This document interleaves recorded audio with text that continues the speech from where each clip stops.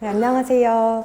이제 심화반 국악 이제 시작을 하게 됐습니다. 네, 조금 전까지 공부하다가 또 이어서 하니까 약간 피곤하실 수도 있을 것 같은데 몸을 한번 쭉 펴주시고요. 이제 오늘 국악을 시작을 해서 저는 나름 또 이제 기대를 많이 하고 있습니다. 왜냐하면 선생님도 아시다시피 제가 서양음악 전공을 하다가 이제 국악으로 이제 석사를 했잖아요. 근데 그거를 하면서 이제 너무 정말 생바닥에서 시작을 했었기 때문에 선생님들이 이제 대부분 이제 서양음악 전공을 하신 분들이 많으셔가지고 제 국악을 어떻게 느끼시는지 저도 너무나 잘 알고 있습니다. 근데 그런 와중에 제가 올해부터 이제 처음으로 국악 심화반에 교재를 좀 활용을 해서 이제 제가 만든 교재로 좀 수업을 하게 됐잖아요. 그래서 저는 좀 기대가 좀 되고요. 이제 저의 목표는 이제 국악도 선생님들이 좀 편안하게 좀 익히셨으면 하는 그런 마음이고, 지금 저희가 10주 동안 심화반 하는 걸로 예상이 되어 있는데, 제가 이제 이거는 그 카페에다가 올려드릴 건데 어저께 그 서양음악 할 때 커리큘럼 보여드린 거거든요. 근데 보시면은 이제 한 10주 중에 절반 정도는 저희가 악곡집을 보면서 할 거고, 나머지 뒤에 절반은 이제 앞으로 출간이 될 그 심화반 교재를 보고 하실 거예요. 그러면은 이제 악곡집 보시는 동안에는 우리가 이제 이 악곡집을 준비를 해주셔야 되고, 요거를 가지고 이제 보시는데, 제가 여기에는 사실 악보랑 되게 간략한 설명 정도가 들어가 있어요. 그래서 여기 있는 설명은 그 국악원 정악보에 들어있는 설명이에요. 근데 요것만 가지고는 당연히 악곡에 대한 설명이 부족하기 때문에 제가 이제 임용시험 볼 때 어떤 악곡에 대해서 좀 알아야 될 내용들을 이제 해설집으로 사실은 좀 쓰고 있긴 했었거든요. 근데 이거를 책에다 같이 넣기에는 지금 이미 이제 책이 나와 있어가지고 제가 오늘 드린 프린트 중에 이렇게 생긴 게 있을 거예요. 그래서 이거는 제가 일부러 이제 책처럼 선생님들이 이제 출력하신 다음에 제본에서 보시면 좋겠다 싶어서 일부러 책 틀에다 넣어놨어요. 그래서 이거는 선생님들이 오늘 뭐 이렇게 코치캐스로 철해가지고 받으셨지만은 집에서 이렇게 넘겨서 보실 수 있게 하나 파일을 하나 해놓으시면은 나중에 이 악곡집하고 순서가 거의 같거든요. 사실은 아예 똑같으면 좋았을 텐데 제가 조금 순서를 바꾸는 게 좋겠다 싶은 거는 살짝만 수정을 해가지고 이 책 펴놓고 여기 해설집 보시면서 이렇게 같이 공부하시면 제일 좋을 것 같습니다. 그래서 오늘은 목표가 이제 악곡집 중에서 정악 기악곡, 이 황종 E플랫을 다 나가는 게 목표예요. 그래서 이 해설집에는 지금 황종 C에 종묘제례까지 들어가 있긴 하거든요. 그럼 제가 일단은 이 악곡집의 목차를 보면서 이제 좀 설명을 드리도록 할게요. 일단은 전체 악곡집은 크게 정악 기악, 그 다음에는 정악 성악, 그리고서는 이제 민소각 이렇게 구분이 되어 있는데, 저희가 해설집은 이따가 보실 때 민소각도 기악이랑 성악으로 나눌 예정이기는 해요. 그래서 지금 해설집 첫 번째 페이지 보시면은 조금 이렇게 뭔가 횡하긴 하지만은 지금 전체 책이 다 나와 있긴 한 상태거든요. 그래서 제가 그때그때 필요한 만큼만 지금 출력해서 드리는 건데요. 일단은 이제 황종 E플랫 있는데 보시면은 여민락부터 해서 쭉 있잖아요. 근데 이거가 곡이 이게 전부입니다, 정말로. 그래서 국악에서 저희가 정간보 보는 거 되게 복잡하고 이제 부담스러워 하시는데 곡이 이게 다예요. 그리고 황종 C는 특히 개통으로 치자면 이렇게 3가지밖에 없습니다. 그래서 이제 황종 2부터는 보시면은 여민락이라고 하는 곡은 우리 뭐 이따가 뭐 자세히 설명할 거지만 이제 간단히 말씀드리자면은 원래 궁중음악으로 세종 때 창제가 되었었는데, 여기서 말하는 황종 E플랫의 악곡이기 때문에 이거는 풍류방에서 전승된 여민락을 말을 하는 거거든요. 근데 그거 외에는 지금 도드리 계통 같은 경우에는 마찬가지로 궁중에서 그 연주가 되고 있었던 보어자 가 이제 풍류방으로 오면서 이제 보어사라는 이름으로 이제 넘어오게 됐고, 거기서 또 도들이라는 곡이 파생이 되면서, 사실은 이 도들이라는 말이 우리가 그 서양음악 하시는 분들은 뭐 악곡으로 접할 일이 별로 없잖아요. 근데 국악 하시는 분들 같은 경우는 이제 너무나 기본적인 악곡, 그러니까 정말 뭐랄까 그 어르신들이 되게 좋아하고 막 도드리를 뭐 10,000번을 해야 된다 막 이런 느낌 있잖아요. 막 이거 한 번 연주할 때마다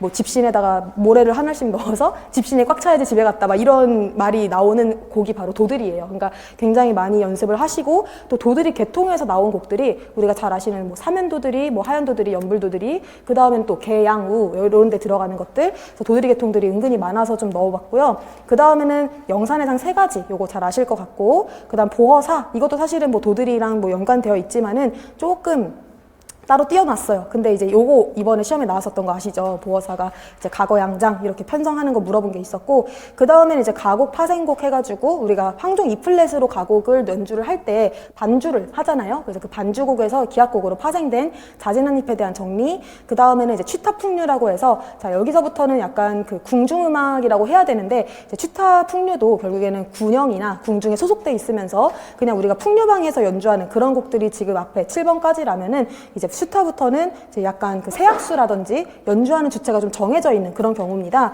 그러고서 이제 슈타 풍류에서 대치타로 이제 그 파생을 하게 되고, 아니지, 대치타에서 슈타 풍류로 파생을 하게 되는데, 이렇게 두 가지가 있는데, 우리 악곡집에는 대치타가 빠져 있어요. 그래서 왜 빠져 있냐면은 제가 악곡집을 만들 때 목표 중에 하나가 최대한 간략하게 만들자. 그래서 사실은 대치타는 필요한 부분의 악보가 교과서에 다 있거든요. 왜냐면 1장 정도만 알면 되는데 교과서에 1장이 굉장히 많이 나와 있고 2장 악보까지 막 있어요. 그래서 제가 그런 부분은 좀 생략을 했었고, 사실 악곡집에서 지금 시조도 빠져 있기는 해요. 근데 작년에 원하셔서 이제 시조 악보를 따로 드리긴 했었거든요. 그래서 개정할 때는 시조가 나오는데, 선생님들 시조 저희 할 순서에는 악보 드릴 거다. 그리고 해설집에는 시조 되게 자세하게 잘 나와 있고요. 그 다음 마지막으로 10번 정읍인데, 이거는 이제 수제천하고 동동 이 두 가지를 이제 정읍 계통으로 묶었습니다. 그래서 얘네들은 이제 그 풍류방 전승이라고 하기는 좀 그래가지고 이제 뒤쪽으로 따로 모은 거고, 지금 그래서 결론적으로는 이제 약간 이 앞에서 7번까지는 이제 물론 영산해상의 평조랑 관악 같은 경우는 풍류방 전승이라고 하기는 조금 애매한 부분이 있긴 하지만은 어쨌든 영산해상 계통이라서 같이 묶어놨고, 그러면은 이제 풍류방과 궁중 이런 식으로 조금 선생님들이 크게는 묶어서 생각을 해보실 수가 있을 것 같아요. 그리고 의외로 황종 C로 되어 있는 음악이 많지가 않죠. 그래서 제례악 하면은 제일 먼저 떠오르시는 게 종묘제례, 그 다음에 문묘제례 이런 거 있고요. 그 다음에 최근에는 이제 천신제 같은 것도 시험에 나왔었거든요. 그래서 이제 환구제례, 사직제례, 뭐 그 다음에 유한곡, 전동반곡 이런 거는 교과서에도 나와 있고 해가지고 걔네들도 이제 제례악으로 묶었습니다. 물론 이제 유한곡, 전동반곡은 그 당시에 만들어졌을 때 제례악으로 쓰이기도 했지만 연례악으로 쓰이기도 했어요. 근데 이제 결국에는 제례악으로 좀 묶어서 보는 게 이제 C라는 입장에서는 좋을 것 같아서 일로 묶어놨고요. 그 다음에 여민락 계통이라고 하면은 우리 잘 아시는 여민락, 만령, 해령 얘네들이잖아. C 계통이죠. 그럼 C라는 얘기는 결국에는 이게 다 이제 전승되는 주체가 궁중이라는 거를 좀 아시면 좋을 것 같아요. 그리고 이제 당사 계통이 딱 두 가지 곡이 있죠. 보어자랑 낙영춘 이렇게 두 가지가 있거든요. 그러면은 황종 C를 하면은 기준되는 악기가 바로 당피리가 됩니다. 그래서 예전에 이왕지가 악부의 막 그런 채록 같은 데 보면은 당피리를 필수로 배워야 됐었대요. 그 모든 악사들이. 그러면 이제 자기 악기도 있지만은 이 피리 선율을 꼭 알아야 됐었고, 그 다음에 우리가 지금 봤을 때는 중요한 악곡들이 황종 E플랫에 굉장히 많긴 하지만은 실제로 궁중에서는 향피리보다는 당피리를 연주할 일이 더 많았겠죠. 그래서 이렇게 당피리 연주하는 게 굉장히 중요했었다. 그래서 우리가 좀 황종 C라는 게 조금 낯설실 수도 있긴 하지만은 이렇게 궁중에서 할 때는 대체로 이제 황종 C였다. 이런 생각을 좀 해주시고, 악곡은 이게 전부이고 여기서 이제 역사가 여기까지이기 때문에 더 이상 늘어날 수가 없다. 그래서 이 정도 악곡을 저희가 이제 이번 주 다음 주에서 다 볼 예정입니다.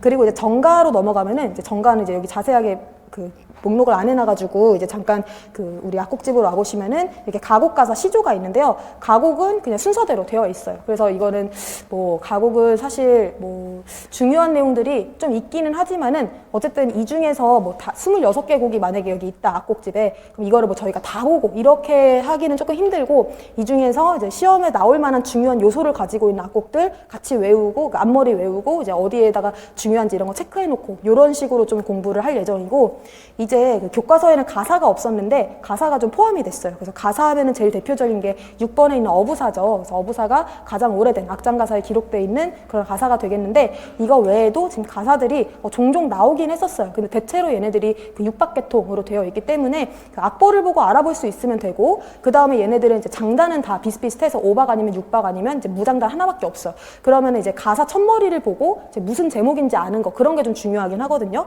그래서 이제 사실은 가곡을 볼 때 중요도를 두는 거랑 이제 가사를 볼 때 중요도 두는 게 다를 수밖에 없어요. 그래서 가사는 뭐 악보를 엄청 열심히 봐서 막 파악하고 이럴 필요는 없고 앞머리 가사 외우는 게 제일 중요하다. 그걸 좀 말씀드리고 싶고, 그 다음에 시조는 이제 포함을 시킬 거예요. 그래서 여기 악곡집엔 없지만 드릴 거라는 거. 그 다음에 민간음악으로 넘어오면은 이거를 제가 이제 해설집에서 조금 나눴잖아요. 그래서 해설집에 있는 그 목차를 보시면은 그 무속음악하고 신화위가 있는데, 얘네들은 이제 악보는 딱히 안 넣었어요. 왜냐면 일단은 무속음악은 악보가 없습니다. 선생님들 잘 아시다시피 이게 악보가 없다는 거는 곡이 없는 게 아니죠. 악보로 기록할 필요가 없는 즉흥 음악이기 때문에 무속음악은 이제 악보가 필요가 없고, 저희가 해설집에 해설만 드릴 거고요. 그 다음에 신화위 같은 경우는 처음에 도로 시작하는 플랫 3개 붙은 그 악보 있잖아요. 저희 그 총괄평가 마지막에 나왔었던 그 교과서에 실린 그 악보만 중요해요. 왜냐면은 그 뒤에는 어차피 다 즉흥인데 시작은 그렇게 시작을 하거든요. 그 악기 편성하고 첫 그리고 처음에 국거리 장단인 거, 그것만 알아보시면 알아보시면 돼서 이것도 교과서에 있어서 대치타랑 마찬가지로 악보는 없이 이제 해설만 이제 들어갈 예정이고, 산조랑 풍물, 사물놀이 이런 것들은 이제 그러니까 물론 산조도 그렇긴 한데 얘네들은 이제 해설할 때 할 얘기가 많아집니다. 사실은 시험을 이번에 보시면 아시겠지만 국악이 정악 같은 경우는 약간 문헌 위주로 문제가 많이 나와요. 그래서 뭐 이런 내용이 뭐 어느 문헌에 나왔냐, 아니면 예전에 보어자 같은 경우도 뭐 가사가 탈락한 게 어디부터냐, 그러면 이제 문헌이 명 써야 되고 이런 문제들이 나오는데, 기악곡은 갈수록 악보 자체를 보고서 분석할 수 있어야 되는 그런 문제가 나오거든요. 그래서 주어진 예를 들어 산조 악보를 보고서 조는 뭔지, 장단은 뭔지, 아니면 이게 가사가 있으면 말붙임새가 뭔지 이런 거를 이제 파악을 스스로 할 수 있어야 돼요. 그래서 이제 민간 기악곡 같은 경우는 제가 이제 주요 악곡들을 이제 악곡집에 실어놓긴 했지만은 그거가 그대로 나오는 게 아니에요. 그러니까 정악 같은 경우는 이 악보가 그대로 나올 수밖에 없죠. 근데 그 민소악 같은 경우는 어떤 대목을 잘라 놓더라도 우리가 이제 조를 파악하고 장단 파악하고 이런 것들이 되셔야 되는 그런 부분이라서 사실은 이것도 좀 보는 방법이 다르긴 합니다. 그 다음에 성악곡도 마찬가지고요. 그래서 얘네들은 이제 뭐 역사적인 부분도 물론 중요한 게 있겠지만은 좀 그 실제 음악을 저희가 파악하는 위주로 좀 공부를 할 것이다, 이렇게 생각을 해주시고, 목표는 3월달 안에 이 한 권, 두 권, 그러니까 악곡집이랑 해설집 나올 거 그것까지 해가지고 다 보는 게 이제 목적이라고 보시면 될 것 같아요. 자, 그러면은 저희가 오늘 시작을 하기 전에 그리고 악곡집에서 보시면은 고악보라고 되어 있는 부분이 있고 국악기 주법 있거든요. 근데 이제 이 국악기 주법은 그 정악보, 국악원 정악보에 있는 거를 이제 그대로 이제 붙여넣기 한 거라서 선생님들 악보 보시면서 찾아보시라고 넣은 거고요. 이 사실은 자세한 얘기는 우리 심화반 그 이론할 때, 우리 4월 달에 이론할 때 조금 설명을 더 드릴 예정이긴 하고, 고악보는 오늘 수업 끝나고 또 볼 예정이라서 이따가 좀 저희가 자세히 볼 예정입니다. 그러면 시작하기 전에 복습 문제가 있어요. 그러니까 정악곡 어디까지 알고 있니? 해가지고 선생님들이 이제 심화반 시작하기 전에 지금까지 아시는 내용만 가지고 한번 오늘 배울 내용에 대해서 어느 정도 아시는지 자가 점검을 지금 잠깐 시간을 드릴 테니까 풀어보시고 또 같이 맞춰보시고 수업하도록 하겠습니다. 네, 이제 저희 한번 같이 맞춰볼 텐데 생각보다 어렵죠? 모르는 거 많으시죠? 그래서 요 내용들이 저희가 어쨌든 좀 암기를 해야 되는 부분이긴 해요. 그래서 사실 심화반에서는 오늘 보신 내용을 뭐 아주 자세하게 다루진 않고 좀 어느 정도 아신다고 생각을 하고 진행하는 부분도 있거든요. 그래서 지금 같이 복습을 하면서 좀 맞춰보면 좋을 것 같아요. 그래서 1번에 해당하는 거는 지금 저희가 처음에 그 목차 설명하면서 말씀을 드렸기 때문에 어느 정도 하실 수 있었을 것 같고요. 그 다음에 정악 장단 그리기, 이것도 한번 별표를 쳐주시고요. 사실 장단이 꼭 정복을 하셔야 돼요. 그래서 이거는 지금 오늘 잘 안 됐으면은 오늘 무슨 일이 있어도 다 100번을 써서라도 외우고 가셔야 됩니다. 그래서 이거는 제 연습장을 제가 올려드릴게요. 해야 되는 게 맞네. 아까 그 커리큘럼도 올리고 연습장을 쓰는 거 올려드릴 테니까 이제 장단이 어떻게 생겼는지 이거 반드시 하셔야 되고요. 특히 이제 20박 장단 같은 경우는 이제 6446으로 되어 있는 거 아시죠? 그래서 6446인데 이게 지금 거의 이제 쌍편고요 뭐 약간 이런 특징으로 이제 가고 있잖아요. 그래서 이제 하나, 둘, 셋, 넷, 다섯, 6박에 하나 크게 잡고 그 다음에 절반 하나 잡고 4, 6 이렇게 했을 때 첫 박에 쿵, 그 다음에 기덕, 그리고서는 덩, 기덕, 쿵, 그 다음에 보통 바로 더러러러 안 하고 짝 짚고서는 더러러러 하고 마지막에 살짝 짚어주는 이유가 다음 박으로 이제 신호 잡으려고 하는 거거든요. 그래서 이렇게 해가지고 보통 쌍편고요라고 얘기를 해요. 그리고 이제 해당하는 곡들이 지금 여민락을 얘기를 했는데, 여민락 같은 경우는 이제 20박으로 시작을 했다가 이제 1장, 2장, 3장까지는 이제 4장까지는 하다가 이제 뒤에 이제 5장부터는 이제 10박으로 바뀌긴 하거든요. 어쨌든 여민락하고 그 다음에 그 현악 영산해상이랑 등등 영산해상에서 상영산, 중영산 얘네들은 이제 20박이에요. 그래서 요거를 이제 좀 기억을 해주셔야 되고, 18박 같은 경우는 이제 수제천 바로 생각하셔야 되겠고, 수제천이랑 또 같은 계통의 곡이 동동 있잖아요. 동동도 마찬가지 18박인데요. 그 수제천 같은 경우에는 이제 처음에 이제 갈라치니까 이렇게 제가 지금 갈라치는 걸로 써놨는데, 갈라치지 않는다라고 하면 처음에 어쨌든 쿵이 되겠죠. 그러고서는 이제 얘 같은 경우는 6446이 아니라 6336이에요. 그래서 6하고 나서는 3, 6 이런 식으로 해가지고 3 갔을 때, 그러니까 세 번째, 그러니까 두 번째 대강 왔을 때 기덕해주고, 그 다음에 세 번째 대강에서 쿵, 그러고서는 여기를 이제 딱 덕 더러러 하고 앞에 잡아줬었는데 여기는 쿵 더러러 잡는데요. 그러니까 이거가 쿵이냐 더냐는 크게 중요하진 않아요. 그래서 일단은 여기서 이제 6336이고, 그리고 그 마지막에 이제 더러러가 한 바퀴 있다가 나온다. 요게 조금 핵심이긴 하거든요. 그리고 마지막에 짚어도 되고 안 짚어도 되고. 요 정도로 이제 18박 생각을 해주시고, 그 다음에 10박도 되게 많이 나오잖아요. 요거 같은 경우는 우리가 영산해상에서는 이제 세령산 가락더리 이런 데 많이 나오고, 뭐 여민락 5장 이하, 그 다음에 보어사도 이제 5장 이하. 보어사 같은 경우에도 이제 여기 앞에 보어사도 빼먹었구나. 보어사도 이제 20박으로 1에서 이제 3장까지, 여민락은 1에서 4장. 그 다음에 이제 10박은 여민락은 이제 5에서 7장, 보어사 같은 경우는 4에서 7장이 이제 10박에 해당을 하거든요.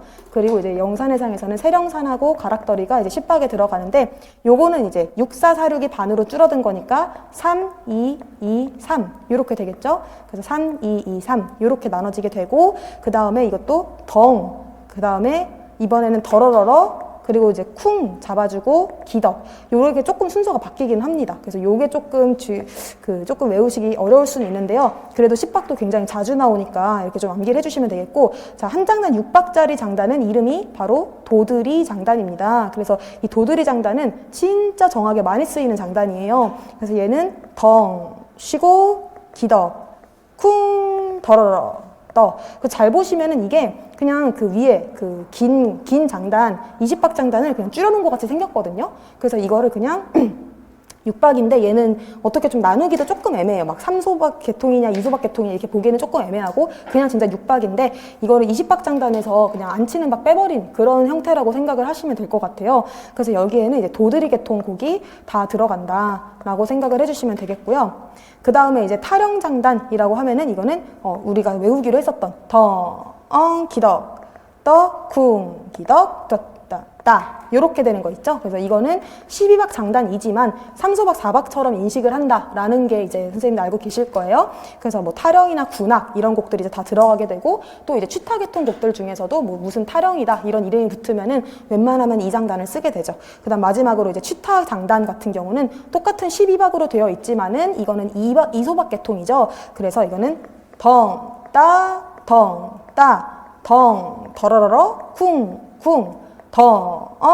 더러러러 따 요렇게 지금 되어 있어요. 그래서 이거는 행진이랑 관련이 있는 행악 관련된 곡이기 때문에 취타 장단은 이렇게 2박 계통이다. 그래서 해당하는 곡이 취타랑 대취타. 아까 잠깐 말씀드렸지만은 대취타가 먼저 이제 군영에서 연주가 되고 있었고, 이 태평소 선율을 이제 변주하면서 취타라는 악곡이 생겼기 때문에 둘이 장단도 같고, 그 다음에 이제 얘네들은 특징이 뭐였었냐면요. 대취타 선율 있죠. 이 선율이 장단 단위로 보통은 이제 음악이 다 이루어지게 되어 있는데 장단이랑 안 맞아. 그래서 이제 교과서에도 한 10박까지만 이제 선율이 그려져 있고 막 이렇거든요. 그렇게 이제 장단 단위와 이제 음악 단위가 맞아떨어지지 않는 특징이 취타에서도 똑같이 나타나고 있습니다. 그래서 이렇게 해가지고 요 정확 장단들은 이제 반드시 암기해 주시고, 사실 이게 전부는 아니에요. 그 우리 길타령 같은 거 이제 8박 장단도 있고, 그 다음에 양청도들이 4박 장단 뭐 이런 거 있잖아요. 근데 걔네들은 이제 너무나 이제 레어한 것들이기 때문에 얘네들 먼저 이제 확실하게 이제 암기를 꼭 해주셔야 되겠다. 자, 그 다음에 다음 페이지 넘어가시면 이제 3번도 별표. 자, 정제 답답하신 분들 진짜 많으시죠. 근데 정제는 기본적으로 음악이 있기 때문에 저희가 공부를 하는 거잖아요. 국악에서 다루는 이유도. 그래서 이제 반주가 어떤 음악이 들어갔냐, 이게 사실은 제일 확실하게 먼저 아셔야 돼요. 자, 그럼 1번의 정답이 수제천이었는데, 우리가 수제천이 교과서에 나올 때는 계속해서 처용무랑 같이 묶어서 나오고 있었어요. 그쵸? 그런데 처용무로 연주하기 시작한 거는 근대예요. 근대. 이거는 정말 최근의 일이고, 원래는 이제 무고라고 하는 정제에서 수제천, 정읍을 반주로 한다라는 게 언제부터일까요? 자, 무고 정제가 처음 실린 게 언제죠? 고려사 악지에 고려의 그 당학정제 5가지, 향학정제 3가지가 있는데, 그 중에 향학정제 3가지가 무고, 무의, 동동 이렇게 3가지가 있었어요. 근데 그 중에서 이제 무고라는 정제는 바로 정읍으로 반주를 한다라고 이렇게 고려사 악지에서부터 있습니다.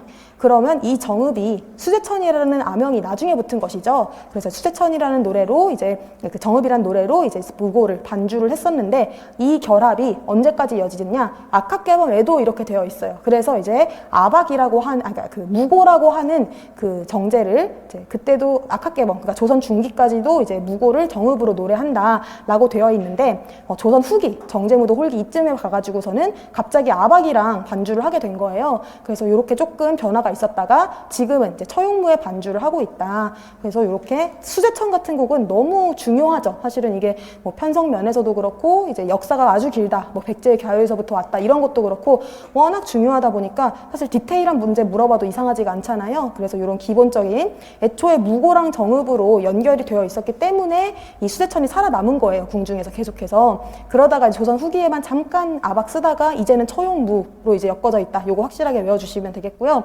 그 다음에 동동이랑 엮어져 있었던 곡이 동동이에요.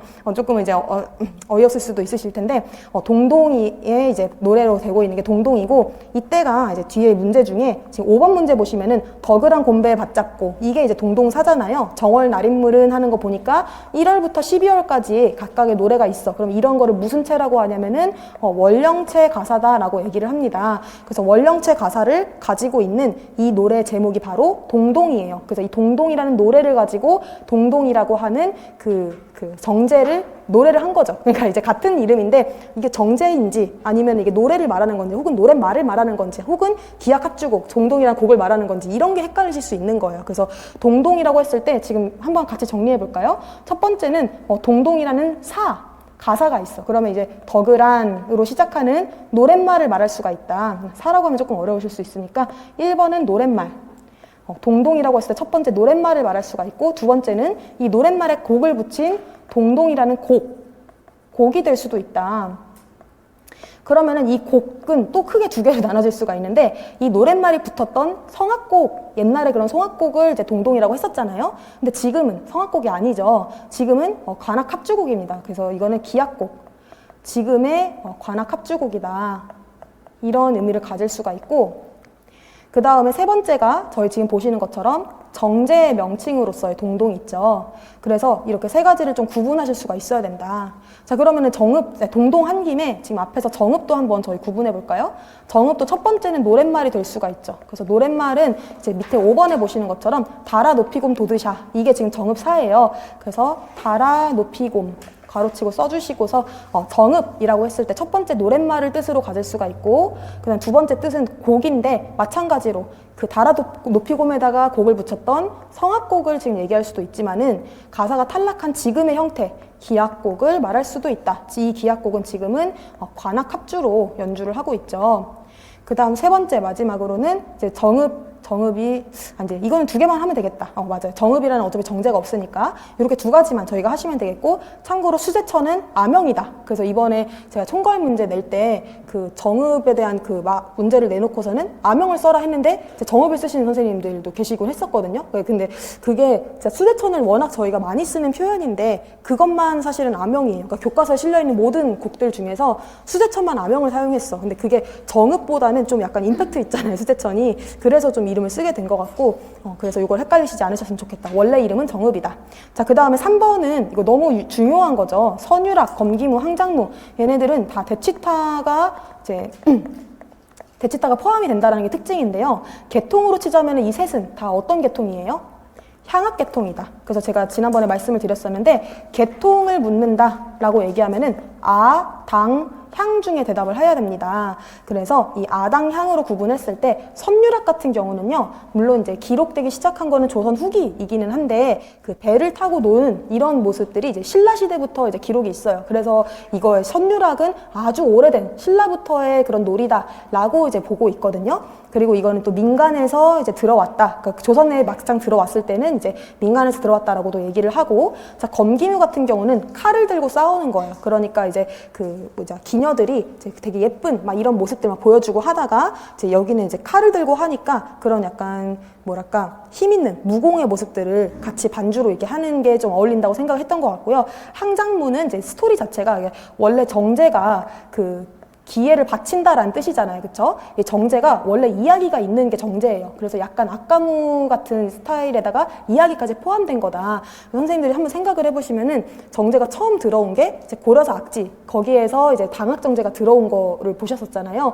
구장기별기 이런 거 빼고서 만약에 오양선, 헌선도 이런 걸 생각을 해보시면은 오양선만 해도 어때요? 5명의 신선이 양 5마리를 데리고 와가지고서는 세상을 어떻게 한다. 이런 스토리가 있잖아요. 그쵸? 헌선도도 무슨 무슨 하늘나라의 그 복숭아를 먹으면 오래 사니까 뭐 그 복숭아를 바친다 뭐 이런 이야기가 있잖아요. 그래서 정제는 항상 이야기가 있는데 이 항장무에서도 이 이야기는 그 항우와 유방의 전쟁 이야기를 가지고 있습니다. 그래서 여기에서도 전쟁과 관련돼 있기 때문에 대치타를 넣고, 그럼 선유락은 왜 대치타가 있을까 생각하실 수 있는데, 선유락 같은 경우는 이제 그림 그 교과서에서 봉수당 진탄도가 그림이 있었어요. 그럼 거기에서 이렇게 커다란 배에 이제 기녀가 이제 2명이 이렇게 있고도 자리가 남을 만한 아주 그 의물 자체가 굉장히 큰 거죠. 이거를 이제 둘러싸고 기녀들이 있을 만큼 규모가 굉장히 큰 정제였어요. 그러니까 규모가 아주 크다 보니까 대치타의 이런 커다란 소리랑 규모가 좀 맞지 않았을까 이런 생각이 들고, 이 선유락을 이제 정제 연행을 할 때는 인원도 많이 필요했고 이제 왕도 굉장히 선호하는 그런 정제였다라고 합니다. 그래서 그렇게 화려하게 좀 꾸며졌던 것 같습니다. 그다음 마지막으로 복레이, 이거 너무 잘 아셔야 되겠죠. 복레이의 그 반주 음악으로 들어가는 게 여민락이 있고요. 여민락 외에도 이제 치화평, 취풍령 이렇게 2가지 곡이 있는데 지금은 둘 다 전하질 않죠. 자, 그러면 이 2가지는, 이 3가지 악곡은 다 복레이에 쓰이는 곡들이고 가사를 공통으로 하고 있어요. 그래서 어떤 가사를 공통으로 하고 있냐? 용비어 천가, 용비어 천가를 공통으로 하고 있는데 그 중에서 여민락은 용비어 천가의 한문 가사로 되어 있는 뭐 1, 2, 3, 4장부터 1, 2, 3, 4장이랑 125장을 이제 가사로 하고 있고, 치화평 치풍형은 국한문 혼용이에요. 그래서 예를 들어서 우리가 용비어 천가 하면은 제일 잘 아시는 게 첫 번째가 이제 해동, 육룡이, 나르샤 이런 가사가 있어요. 그럼 만약에 이렇게 한글로 써 있으면은 이거는 이제 그 치화평이나 치풍령의 가사가 되는 거겠죠. 근데 이제 이따가 여민락 보시면 아시겠지만 그 여민락 가사도 이제 아예 다른 게 아니라 이거를 이제 한자로 쓴 거예요. 뭐 해동, 육룡, 비 뭐 이런 식으로 한자로 썼으면 이제 여민락에 들어간 거다. 그 다음에 이제 가사 2번째로 잘 아시는 게 뿌리 깊은 나무, 불휘 깊은 남근 뭐 이런 식으로 써 있잖아요. 그거도 이제 용비어 천가의 가사다. 나무, 그냥 나무라고 써야겠다. 이게 약간 고어로 써 있는데 제가 그게 잘 기억이 안 나가지고 어쨌든 요 내용이 있으면은 용비어 천가네? 그럼 용비어 천가로 이제 그 곡을 붙인 게 여민락, 치화평, 치풍령인데 얘네들이 쓰였던 정제는 복레이네? 요거까지 생각이 미치셔야 되거든요. 그러면은 이제 시험에서 저는 요런 식으로 이제 악장만 줬을 때 우리가 여민락까지 혹은 복레이까지 이렇게 유추할 수 있어야 된다고 생각을 해요. 그래서 그렇게 좀 연결해 주시고, 참고로 이제 복레이라고 하는 정제, 요 정제랑 같이 생각을 하셔야 되는 정제가 뭐뭐 있냐면요. 정보발봉입니다. 그래서 이 정보발봉은 정대엽, 보태평, 발상, 복레이 이렇게 이제 4가지거든요. 얘네들은 다 누가 만드셨어요? 세종이 창제한 신악이라고 이제 기록이 되어 있는데, 이제 신악이 어떤 명사는 아니고요. 그냥 새로운 악이다라고 이제 한 건데, 예전에는 악이라는 개념이 그냥 음을 가리킨 게 아니라 악가무 일체를 말한 거였거든요. 그래서 결국에 이제 우리식으로 생각을 하자면은 세종이 창제한 정제 4가지인 거예요. 그래서 정대엽이랑 보태평도 뭐 다음 시간에 자세히 보시겠지만 악곡 제목이기도 한데요. 이게 정확히 이제 정제로 쓰일 때는 정대엽, 지무, 그리고 보태평, 지무 이런 식으로 써 있거든요. 지가 이제 뭐뭐의라는 뜻이에요. 그러고서 이제 춤 무자가 써 있으면은 이제 뭐뭐의 춤이니까 정대엽의 춤, 보태평의 춤, 그리고 발상, 복레이 이렇게 해가지고 4가지의 정제를 만들었다. 그러면 정대엽이랑 보태평이 정제였나요? 맞습니다. 선생님 생각해 보시면 얘네들이 처음에 이제 회례학에 맞게, 그러니까 이 얘네들을 원래는 연회양악으로 만들었었다라고 했었잖아요. 그래서 이것들도 이제 정제 하나로서 이제 만들어졌었다가 나중에 종묘제례학으로 채택이 된 것이죠. 그래서 그렇게 해서 기억을 해주시면 될 것 같습니다. 자, 그러면 이제 4번으로 오셔서 이제 요거 4번도 은근히 중요하거든요. 연음 형식이라고 하면은 딱 그 정의를 쓰실 수가 있으셔야 되는데, 제가 이것도 쓰라고 할 걸 그랬다. 여기 정의도 써라라고 이제 말씀드릴 걸 그랬는데, 연음 형식은 언제 나오냐? 이거는 이제 피리가 주도하는 그런 관악합주 곡의 경우에, 그래서 관악합주의 경우에 피리가 잠깐 주선율을 끝내고 이제 쉬고 있을 동안에 뭐 대금이나 해금이나 이런 악기들이 이제 뒤받아가지고 이렇게 연주를 해주는 부분을 말하잖아요. 그래서 이제 여기에서는 이제 여민락도 그렇지만, 여민락이래. 그 해령이 제일 대표적이고, 그 다음에는 이제 수제천, 관악, 상령산, 그러면 상령산 자체는 아까 20박 장단으로 되게 느린 거였고, 그 다음에 수제천은 이제 18박 장단은 또 느리고 갈라치는 장단이기도 했고, 해령 같은 경우는 이제 얘는 장단이 없어요. 근데 이제 되게 멋스러워. 그래서 해령은 우리 다음 시간에 보겠지만 그 국악인들이 약간 그 되게 멋있는 곡이라고 생각을 해요. 그래서 되게 정말 그 악보대로만 막 읽는다고 해서 되는 게 아니라 합주를 잘해야지 되는 그런 곡이라고 하더라고요. 그래서 이런 합주의 힘을 많이 보여주는 곡들이 연음 형식이 필요하고요. 갈라치는 장단도 약간 비슷한 개념인데 이거는 이제 느린 합주곡에 쓰이게 돼요. 그래서 왜 갈라쳤죠? 처음부터 덩을 해버리면은 아까 전에 예를 들어서 우리 20박 장단이 덩하고 다음 박까지 너무 길어. 그러니까 이제 박자를 이제 합주할 때 힘들기 때문에 기덕 쿵 해주면은 한 박에 한 배가 이제 감지가 되기 때문에, 그래서 만약에 이제 갈라치는 장단을 왜 쓰는지 써라라고 만약에 문제가 나온다면은 이제 이런 표현이 딱 정확한 것 같아요. 한 박에 한 배를 감지하기 위하여 라고 쓰면은 진짜 군더더기 없는 답이 되겠죠. 그래서 선생님들이 그 답을 쓰실 때 정말 답이 누가 봐도 딱 진짜 눈을 이게 감고 봐도 답으로 딱 보일 수 있는 그런 답을 쓰시는 게 좀 중요한 것 같아요. 한박의 한지를 감지하기 위해서라고 이제 볼 수가 있겠고, 이거는 수제천도 그렇지만은 이제 여민락, 느린 여민락 1장부터 7장까지 있잖아요. 다 연주하는데 얼마나 걸리는지 아세요? 이거 1시간 반 걸린대요. 그래서 여민락을 제가 이게 워낙 그 곡이 중요한 것 같아서 배워보려고 했거든요. 근데 싫어하시더라고요. 이거 연주하기 싫다고. 그래서 이거 꼭 배워야 되겠냐 해서 저도 뭐 그런 건 아니고요. 그래가지고 그냥 이제 넘어가고 이제 그냥 긴 곡이다 이렇게 생각만 하기로 했어요. 그리고 이제 갈라치는 거 이제 관악 상련산도 이따가 보시면은 장단이 이게 20박으로 시작을 해야 되는데 되게 하여튼 악보가 특이하게 생겼어. 이따가 한번 보여드릴게요. 그래서 얘네들 4번도 이제 음악을 좀 생각하시면서 외워주시면 좋을 것 같고요. 5번은 저희 같이 봤고, 그 다음에 6번 보시면은 이거는 그냥 이제 암기가 완전히 되셔야 되겠죠. 그래서 이거는 딱 설명드릴 건 없는 것 같은데, 2번에 수연장 지곡이라고 하면은 이게 밑도들이잖아요. 그래서 밑도들이는 아까 말씀드린 것처럼 이제 너무 중요하다. 그러니까 이거는 제가 국악 문제는 가끔 그런 게 있어요. 너무 국악인들한테는 당연해서 이론서에 안 실어놨는데 자기들끼리만 알고 있어서 시험 문제 내는 막 그런 게 가끔 보일 때가 있었는데, 저는 밑도들이가 약간 그런 곡인 것 같거든요. 그래서 작년에도 약간 밑도들이 검은고 막 이런 거 엄청 연습시켜드리고 막 했었는데, 수연장이라고 이제 보통 불러요. 그럼 수연장은 그거 아시죠? 그 당학정제 중에 수연장 있었잖아요. 그 같은 이름이라는 거 혹시 아셨나요? 그래서 이거는 이름이 목숨이 연장, 길어라 약간 이런 뜻을 가지고 있는데, 이 암영이라는 것 자체가 다 언제 붙은 건지 아시죠? 일제강점기에 그래서 이거를 녹음하면서 이제 이름을 약간 다 당학식으로 붙인 거예요. 그래서 무슨 지곡 이런 식으로 붙는 것도 사실은 다 당학식 이름이고, 여기에서 지금 담겨있는 뜻들이 사실은 다 되게 도교적인 그런 이름들이거든요. 그래서 좀 당학 스타일의 이름들이다. 그래서 이거는 곡을 한 곡씩 보시면서 이게 무슨 뜻인지를 하나씩 보실 거예요. 근데 그게 뭐 곡의 특징하고 아주 막 관련이 깊고 이렇진 않아서 결국엔 암기이기는 합니다만, 그래도 이제 그렇게 한번 볼 예정이고요. 7번으로 한번 넘어가셔서 자, 악서도 한번 별표 쳐보실게요. 물론 이것도 우리 다음에 이제 다음 달 돼가지고 이제 국악 4 볼 때 자세히 보실 내용이긴 하지만, 오늘도 이제 악곡 보시면서 중간중간 나올 악보집이긴 하거든요. 자, 일단 제일 오래된 거는 무조건 맞추셔야 되죠. 세종실록 악보가 가장 오래된 악보집이다. 세종실록 악보집의 기보 체계는 어떻게 되죠? 이거는 정간보에다가 율자를 넣어가지고 이제 했는데 1행이 몇 정간으로 되어 있죠? 32정간으로 되어 있다. 요거까지 선생님들이 기억을 하셔야 돼요. 그쵸? 그런데 착각하실 수가 있는 부분이 요런 정간보만 있는 것은 아니다. 요거는 이제 요거를 이제 여민락 같은 것도, 그러니까 신학을 창제할 때는 요 정간보를 사용을 했는데, 기존에 있었던 아악 같은 거 있죠. 그런 거는 다 율자보로 기록을 했습니다. 그래서 이제 그 재래악 같은 거는 율자보로 기록되어 있는 걸 아실 수가 있고요. 자, 그 중에 2번 보시면은 민찬 검은고보. 자, 그러면은 민찬 중에서 검은고보를 골라라 라고 했는데요. 자, 그러면 네모칸 안을 보시면은 세종실록 악보 당연히 관찬, 세조실록 악보 당연히 관찬, 시용향악보는 요거 관찬으로 이제 알려져 있죠. 그래서 이거는 뭐 누가 언제 어떻게 썼다 이런 거 우리가 알기는 어렵지만, 체제나 이런 걸 봤을 때 민간에서 이렇게 못 만들어. 이거는 너무 잘 만들었기 때문에. 시용향악보는 어떤 내용들이 있었는지 혹시 기억나시나요?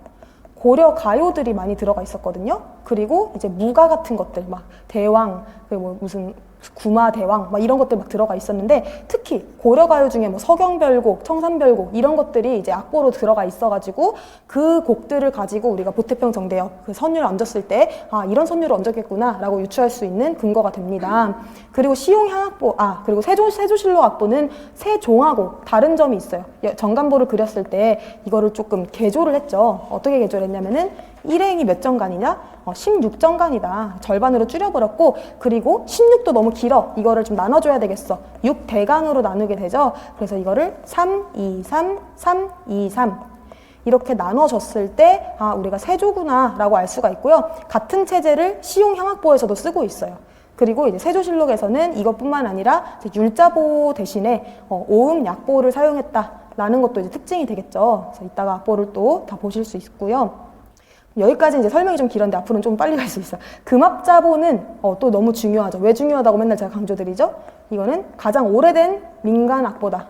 최고의 민간 악보다. 그래서 민찬 악보다라고 보시면 되겠고, 1572년도입니다. 그리고 이 금합자보에 그 연주법의 변화가 나타나거든요. 그래서 제가 조선 후기가 열린다라고 말씀을 드렸었는데, 어떤 변화가 있었죠?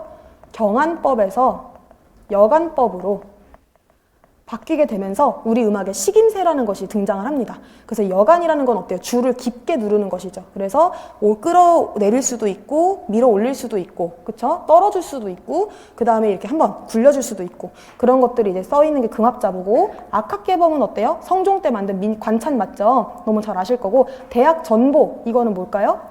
요거는 이제 세종 때 음악을 담았을 것이라고 추측이 되는, 이건 조선 후기의 악보인데 요거는 이제 소실이 됐죠. 그래서 지금은 저희가 잘 볼 수가 없고요. 대학 후보 요거 같은 경우는 세조 때 음악을 담은 조선 후기의 관찬악보가 맞습니다. 그리고 이제 마지막 관찬악보는 끝에 있는 소가원보죠. 그래서 이거는 연대가 확실하진 않지만 일제강점기쯤으로 이제 유추하는 게 제일 일반적이고요.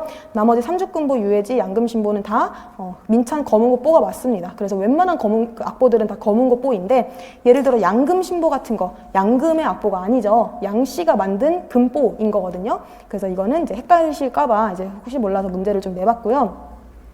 그 다음에 이제 세조실록 악보를 제외하고 세조 때 음악 수록한 거는 대학 후보다. 정작 편찬된 거는 아마 정조 때였던 걸로 같은데, 그 악보들의 형태, 이 안에 있는 곡들을 살펴보면은 뭔가 파생 변화되기 이전의 모습을 담고 있어서 되게 중요하게 지금 보고 있는 게 바로 대학 후보가 되겠고요. 그 다음에 4번도 아마 모르셨을 것 같아요. 18세기 후반에 음악적인 변화를 보여주는 악서.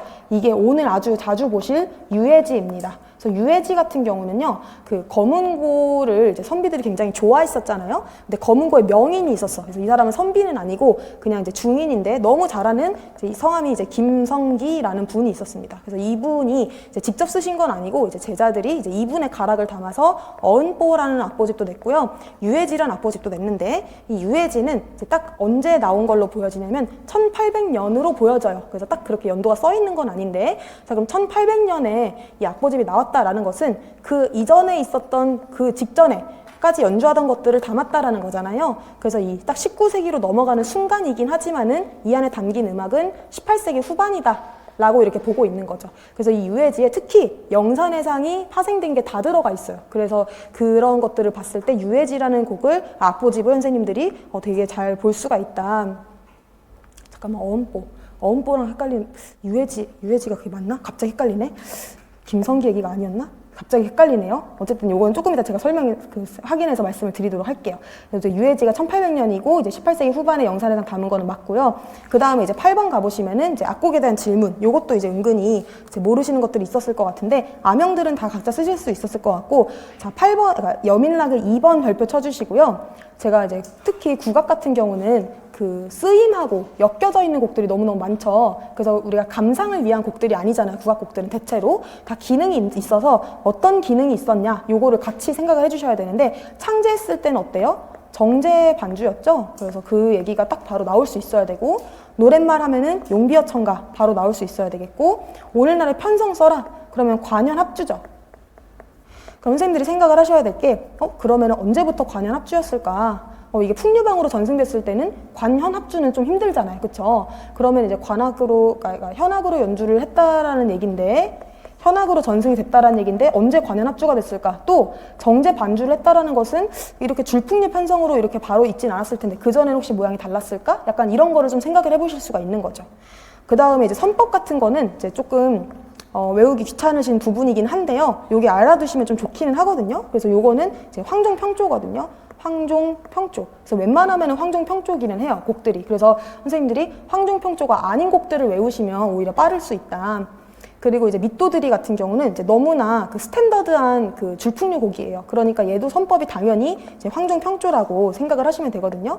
그래서 기본이 황종평조다 이렇게 생각해 주시고 편성은 이제 줄풍류인데 장단은 도들이고 여기서 중요한 거는 2번이죠. 보허자와의 관계. 그러면 이제 보허자라는 곡이 당사악이에요. 그럼 당사악은 뭐냐면은 이 보허자라는 그 곡이 중요한 게 아니라 여기 안에 있는 그 사가 중요해요. 그래서 선생님도 혹시 들어보셨는지 모르겠는데 벽연, 농효, 해파한 이라고 하는 이 한자가 되게 많잖아요. 그래서 이게 푸른 안개가 자욱하고 뭐 어쩌고저쩌고 이런 뜻이래요. 그럼 이게 7글자의 어떤 한자들이 있어. 그리고 이제 또 그 다음에도 또 한자들 쭉쭉쭉쭉 이렇게 있는 게 송의 그런 사라고 하는 시예요. 사.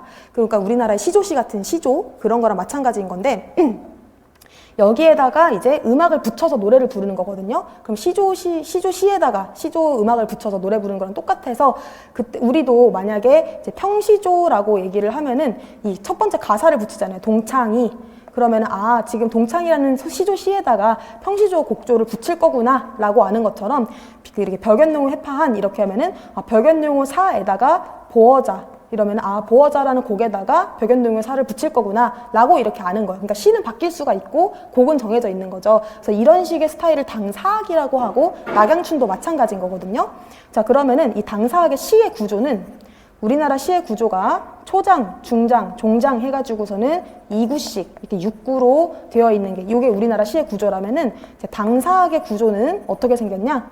처음에 2개로 나뉩니다. 미전사 그다음에 미후사 이렇게 나뉘어요. 그래서 이제 그 전단이 있고 후단이 있는데 이거를 예를 들어서 뭐 A라고 시작하는 한 행 벽연농호 해파한 그다음 B라고 시작하는 다음 행 C, D 이런 식으로 이제 4개의 행이 지금 미전사를 이뤄요. 그러면은 이제 미후사도 4개의 행이 이룰 거거든요. 근데 첫 번째 줄에는 이제 새로운 선율이 들어갑니다. E라고 하는 선율이 들어가는데 나머지 B, C, D는 똑같은 선율을 하거든요. 그러면 이렇게 했을 때 이거를 뭐라고 하냐면은 아 각각의 미전사, 미후사, 그러니까 전단, 후단에서 머리만 바꿨어 라고 말을 해서 환두 형식이라고 얘기를 하거든요. 그래서 이거를 이해하는 게 저는 또 왜 이렇게 오래 걸렸는지 모르겠어요. 이게 진짜 저는 오래 걸렸었어요. 그래서 이걸 환두 형식인데 그러면 나머지 부분은 이제 여기는 이제 환두라고 얘기를 하고 나머지 부분 그냥 반복되는 부분은 환입이라고 얘기를 하게 되거든요. 그래서 이게 작년에도 아마 시험에 나왔을 텐데 그 구조를 써라. 근데 이거를 이제 실제 시는 이렇게 미전사, 미후사가 4개 행으로 되어 있는데 이거를 이제 만약에 형식 분석하는 것처럼 얘를 A로 놓고 이거 통째로 B라고 놓고 얘 바뀐 애를 C로 놓고 통째로 B라고 놓으면은 얘는 결국에는 A 더하기 B 더하기 C 더하기 B잖아요. 그래서 요거를 이제 알파벳으로 이렇게 표현하기도 합니다. 이해되시겠죠? 그래서 이 구조를 쓰는 게 그 문제에 최근에 나왔었어요.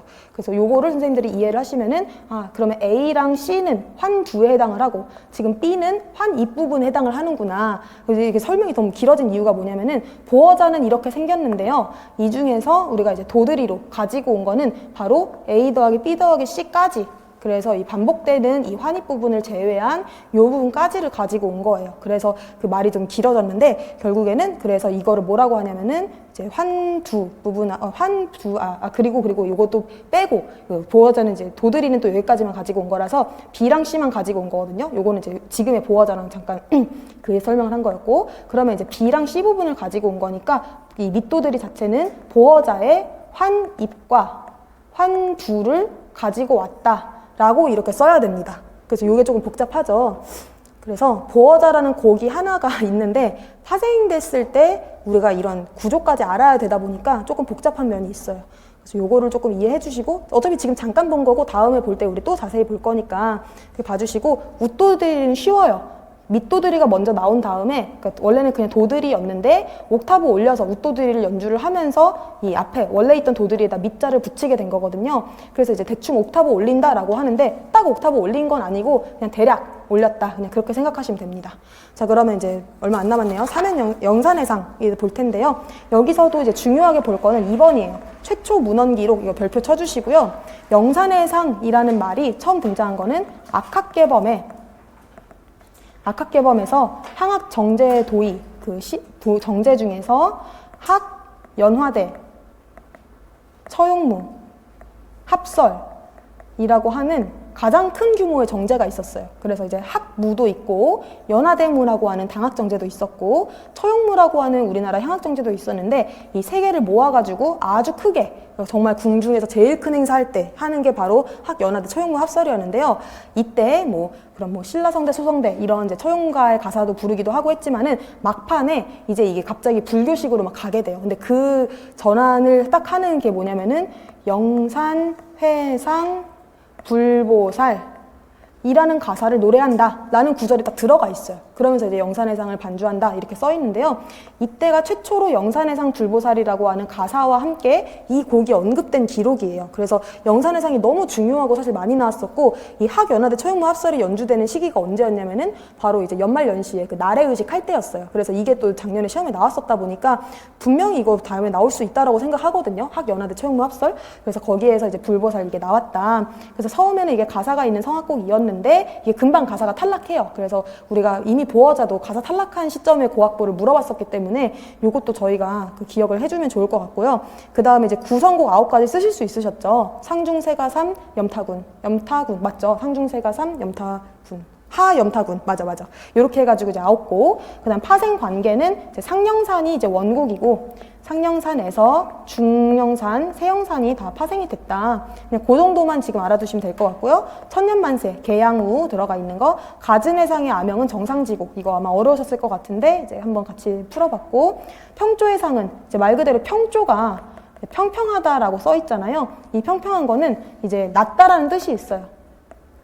그래서 이제 평조는 지금 4도 내렸다라는 얘기인데요. 왜 항상 4도가 내려가냐 이렇게 생각하실 수 있는데, 이 검은고 궤법에서 이렇게 내려간 게 그 4궤에서 7궤 일로 가는 게 4궤 그 유현 4궤 기준음이 황이거든요. 근데 이게 유현에서 이제 7궤가 지금 미파솔라 중이에요, 중. 그래서 이게 여기다가 넷째 손가락을 짚고 연주를 하던 곡을 이제 올려가지고 연주를 하는 거야. 그러니까 한마디로 피아노 이제 도에다가 이렇게 치던 거를 좀 올려가지고 F조로 이제 연주하는 거랑 똑같은 거예요. 그래서 그런 식으로 이제 올려서 이제 연주를 할 때 4도 차이를 보통 나게 하는데, 지금 이제 영산해상 현악 같은 경우는 상령산 제외하고는 웬만하면 7개법에서 연주를 하거든요. 근데 이제 평조는 일로 내려와가지고 실제로 시작하는 첫음이 이제 완전 4도가 낮아요. 그래서 이따가 악보를 보실 거고요. 그 다음에 이제 요거는 받고, 이거는 평조 상령산이 반주하는 정제, 요거는 춘행무. 요거는 암기를 해주셔야 되겠고, 춘행무는 이제 조선 후기에 순조가 만든 독무로 된 그런 정제고요. 그 다음에 5번의 관악영산해상에서는 향당교주라는 말이 너무 중요하죠. 이것도 한 17년도인가? 이것도 출제가 됐었었는데, 요거는 이제 20박 계통을 이제 지금 장단을 10박으로 불규칙한 20박 장단을 10박의 규칙적인 장단으로 바꿔서 요거를 이제 정제 반주를 하는 거죠. 그래서 이거는 관악의 상령산에 해당을 합니다. 그래서 관악 상령산을 정제 반주를 하게 되는데, 그때는 이게 10박의 규칙적인 장단으로 바꾸게 된다. 그래서 어떻게 곡을 바꾸냐라는 거 이제 쓰는 게 시험에 나올 수 있었습니다. 그 다음에 함령지곡 같은 경우는 이게 여기서 사면도들이 있죠. 사면도들이, 그 다음에 연불도들이, 타령, 군악까지. 근데 사면도들이 첫 장단 2개를 좀 바꿔가지고 얘네를 이어서, 이것도 이제 정제 반주에 많이 쓰거든요. 이렇게 연주하는 거를 함령지곡이라고 한다. 이거는 교과서에 한번 나왔었어요. 그래서 이것도 한번 알아주시면 되겠고, 상령산에서 나타난 형식 하면은 뭐지 싶으신 게 아니라 바로 이제 이거는 연음 형식이라든지 이런 게 딱 나오셔야 되거든요. 그리고 이제 갈라치는 장단 여기 마지막에 써주셔야 되겠고, 그럼 관악은 지금 딱 봤을 때 특징이 뭐냐면요, 2번, 3번이 다 정제 관련된 얘기죠. 그러니까 춤반주를 한다라는 얘기예요. 그럼 선생님들 그 춤반주를 보통 하는 그 편성이 뭐죠? 사면육각이죠. 그럼 사면육각은 대체로 이제 관악기 편성이라고 얘기를 하거든요.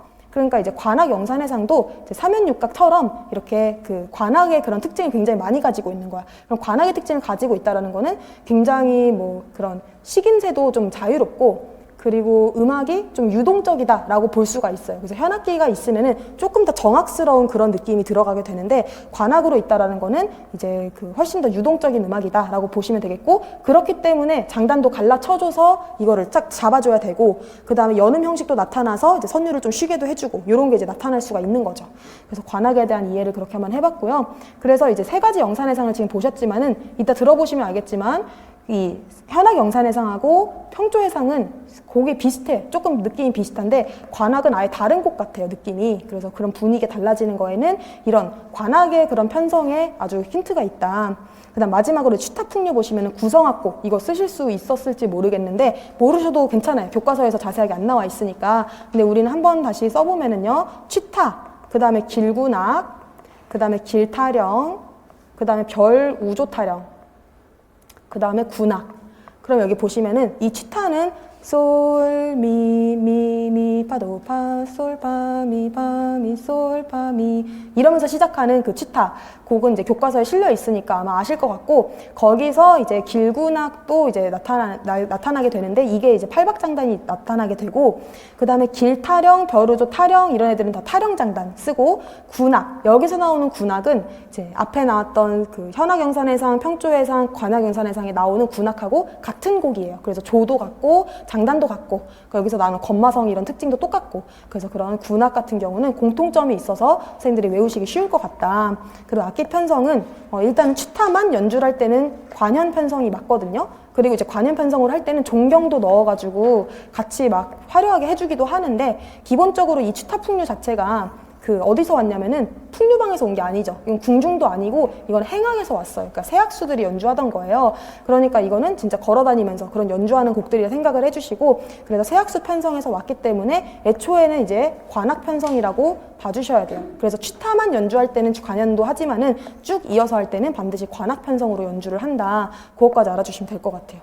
그래서 복습이라고 하기엔 아주 투머치 인포메이션이 많았던 그런 문제였는데 요것도 집에 가서 복습하실 거 많겠죠. 그래서 요거는 확실하게 외운다 생각을 하시고 저희 쉬는 시간 가졌다가 이제 수업하도록 하겠습니다.